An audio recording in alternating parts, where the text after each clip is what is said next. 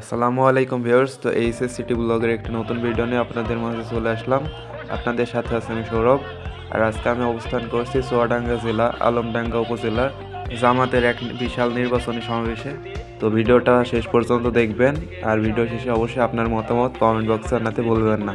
তো চলুন না দেরি না করে দেখে আসি আজকের ভিডিও। আসসালামু আলাইকুম রাহমাতুল্লাহ।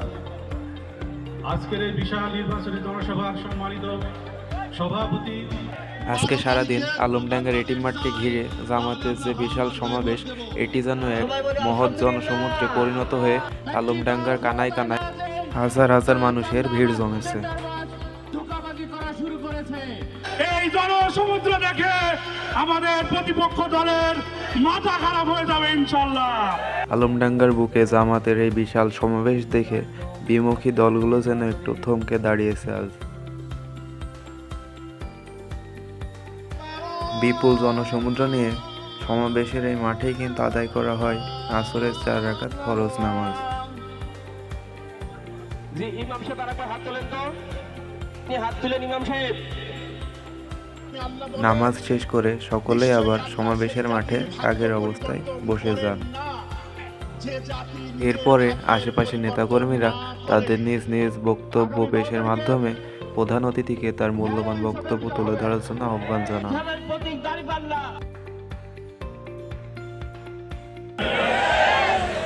শুধু এটুকু বলতে চাই, আমাদের এই আলমডাঙ্গা বৃহৎ একটি উপজেলা, সকল ক্ষেত্রে আমরা সবার থেকে পিছিয়ে রাখা হয়েছে আমাদেরকে।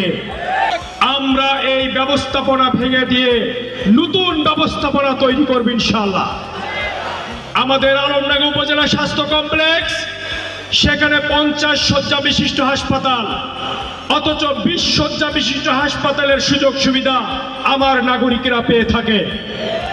আমরা বলছি, আল্লাহ আমাদের কবুল করলে প্রথম 100 দিনের মধ্যে এই হাসপাতালকে আধুনিক মানের একটি হাসপাতালে পরিণত করার চেষ্টা করা হবে ইনশাআল্লাহ। বাংলাদেশ জামাত ইসলামী তার ইশতেহারে ঘোষণা করেছে 5 বছরের নিচের শিশু আর 60 বছরের বয়স্ক মানুষ তারা রাষ্ট্র কর্তৃক ফ্রি চিকিৎসা ভোগ করবে ইনশাআল্লাহ। আমার কৃষকদের যে সিন্ডিকেটের কারণে তাদেরকে হয়রানির শিকার হতে হয়, সেই সিন্ডিকেট আমরা ভেঙে গুড়িয়ে দিতে। সম্মানিত ভাই এবং বন্ধুরা, আমাদের যুব সমাজ আমাদের শক্তি, কিন্তু সেই যুব সমাজকে মাদক সিন্ডিকেটের মাধ্যমে তাদেরকে ধ্বংসের দ্বার প্রান্তে দাঁড় করিয়ে দেওয়া হয়েছে। আমরা এই সকল মাদক সিন্ডিকেট ভেঙে ফেলবো এবং আমাদের যুবকদেরকে প্রশিক্ষণের মধ্য দিয়ে তাদেরকে দক্ষ এবং যোগ্য করে গড়ে তুলে তাদেরকে দেশের সম্পদে পরিণত করবে ইনশাআল্লাহ। আমরা সকলেই জানি, বিভিন্নভাবে আমাদেরকে বলা হয় বাংলাদেশ একটি গরিব রাষ্ট্র। আমরা বলতে চাই, বাংলাদেশ গরিব রাষ্ট্র নয়। এই বাংলাদেশ গরিব হলে হাজার হাজার কোটি টাকা দেশ থেকে বিদেশে পাচার হইতো না। বাংলাদেশকে আমরা দুর্নীতি মুক্ত করে আমাদের এই অর্থনীতিকে, বাংলাদেশ জামাত ইসলামীর চ্যালেঞ্জ 35তম অর্থনীতি থেকে 20তম অর্থনীতির মধ্যে আগামী 5 বছরে প্রবেশ করবে ইনশাআল্লাহ। সম্মানিত ভাই এবং বন্ধুরা, আমি আপনাদের সন্তান হিসেবে আপনাদের কাছে ওয়াদা করছি, আমরা আপনাদেরকে হিংসার পরিবর্তে শ্রদ্ধার রাজনীতি বাংলাদেশে উপহার দিব ইনশাআল্লাহ। আগামীতে যতদিন আমরা বেঁচে থাকবো, আমাদের অন্য ধর্মাবলম্বী ভাই বন্ধুদের জন্য তার ব্যবসা প্রতিষ্ঠান, তার ধর্মীয় উপাসনালয় সবকিছু আমাদের কাছে আমানতে পরিণত থাকবে ইনশাআল্লাহ। আমাদের জ্ঞান থাকা শর্তে, আমাদের জীবন থাকা শর্তে, আমাদের হিন্দু ভাইদের এবং বোনদের সম্মান এবং সম্পদের কোনো ক্ষতি আমরা হতে দিব না। কোন প্রকার খারাপ প্রকৃতির লোক, সে আমার দলের লোক হলেও আমার কাছে আশ্রয় পাবে না।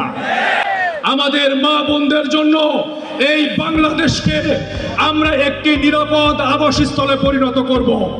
তাদের যোগ্যতা এবং মেধা অনুযায়ী তারা তাদের কর্মক্ষেত্র খুঁজে পাবে, সবাই স্বাধীনভাবে চলার স্বাধীনতা পাবে। এটা আমাদের ইশতেহার এবং এটা আমাদের নিশ্চয়তা মা বোনদের জন্য। তো আজকের ভিডিওটা এই পর্যন্তই। ভিডিওটা ভালো লাগলে অবশ্যই আপনার মতামত কমেন্টে জানাতে ভুলবেন না। সকলে ভালো থাকবেন। আল্লাহ হাফেজ।